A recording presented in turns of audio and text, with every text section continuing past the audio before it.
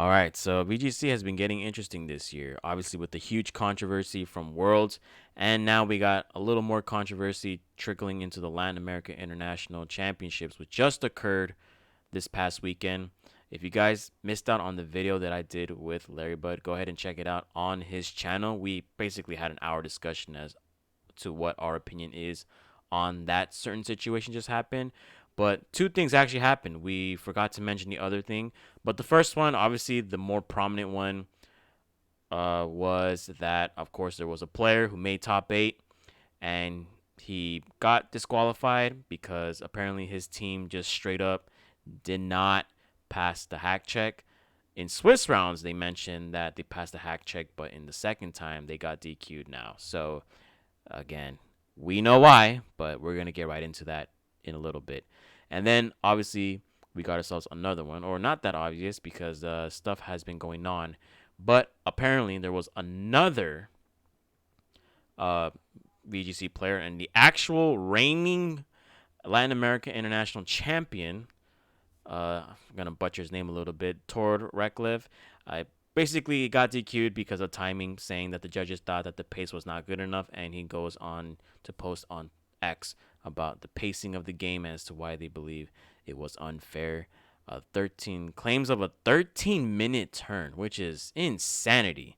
That's what they said here. The judges gave him two match losses throughout the event due to the pace of play, involving claims of a 13-minute turn. How does that even work? Uh, Interesting stuff. The Ratcliffe called this qualification one of many questionable decisions made by the staff at LAIC over the last years and wishes the judges to be more communicative with him before issuing the match loss and disqualifying him. Oh, this is a TCG. It's not VGC. Well, I mean, it happens in VGC, but you get my point. TCG. That's why I was like, wait, how is that a 13-minute turn? Nah, TCG. Okay, interesting enough. So there you have it. But the biggest controversy, of course, was pretty much this right here. So this person here who made top eight, obviously he ended up wanting to see why he got DQ'd, and somebody was like, hey, post it on Twitter and see what they say. And someone's like, hey, please check my team real quick. I made top cut and I got DQ'd. What's going on? So we're going to get out of this real quick, and pretty much we're going to scroll up. And Matt, who's one of the developers of PK Hex, straight up said, here you go. Here's what's wrong with your team. You have shared OT data, which pretty much means you're just copying and pasting stuff. Trash bites. Trash bites isn't really a really big issue in PK Hex when you're doing a hack check. But then the other stuff started becoming more prominent. All met on November 13, 2023. Yeah, if I look at this and I see a Urshifu met on November 13, all right, buddy. Or even a Tornadoes 2013 or November 13, 2023. Both of them. Yikes, that's not really good. No home trackers, and this is going to be the biggest issue right here. If your Pokemon have no home trackers, and apparently it's an Urshifu and other Pokemon you cannot capture naturally in Scarlet and Violet, guess what? They got genned in Scarlet and Violet. It's just that simple. Cosmetic ribbons. Now, I don't understand cosmetic ribbons because what the hell's the whole point of having ribbons? There's no competitive value on it. If you care about ribbons, cool, but again, you're just giving yourself away at that point. 508 EVs, PP max, all moves. So the issue with this should not be an indicator as to someone's genning. And actually, it's a pretty interesting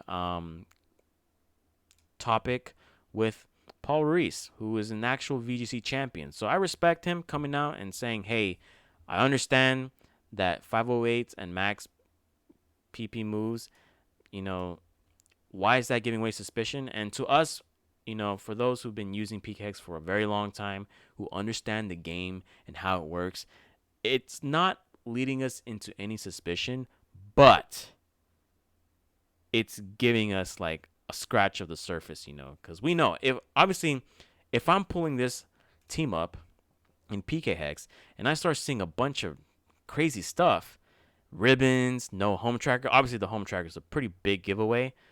6 IV legendaries. I just don't understand, man.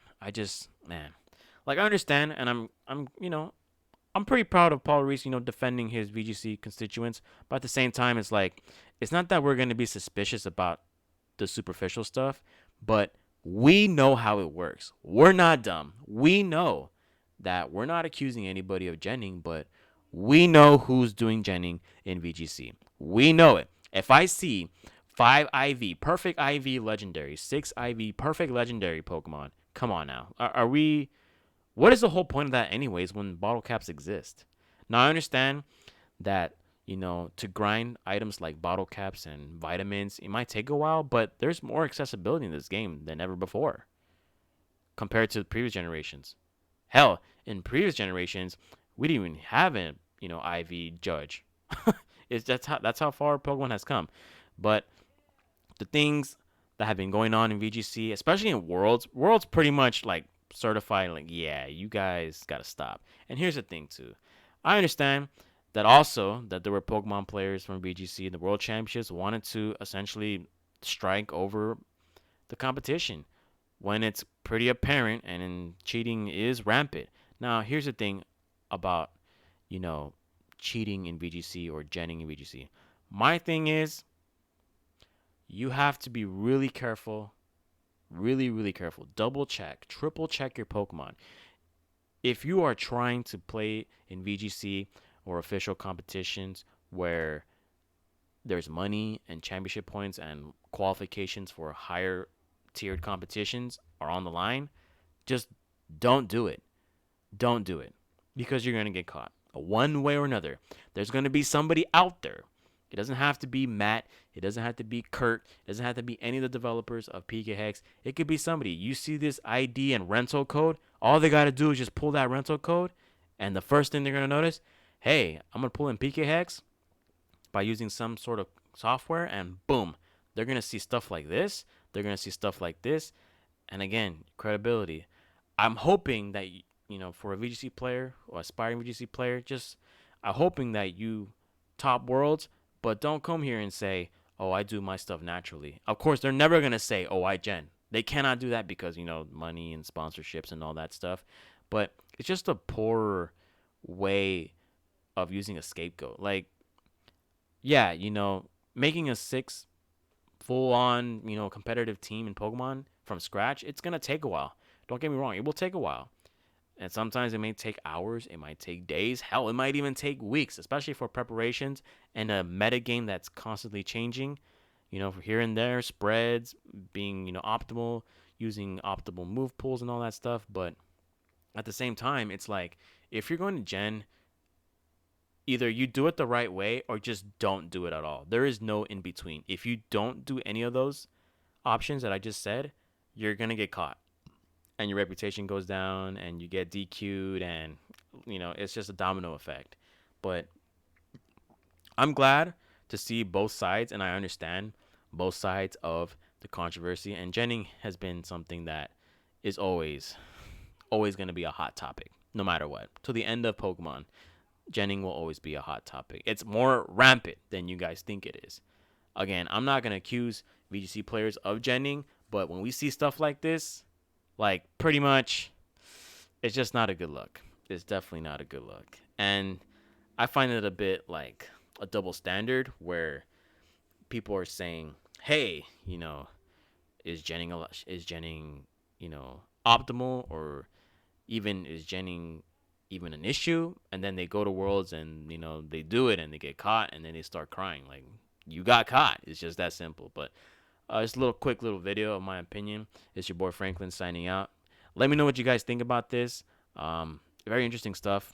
Again, I'm wondering, like, next VGC, like the next major VGC tournament, I wonder how that's going to be, because I feel like the VGC players now are either they have to be more aware of what's going on, right? Or are there going to be better legality checkers going into like top cuts in VGC? But let me know what you guys think. Is your boy Franklin signing out. Peace.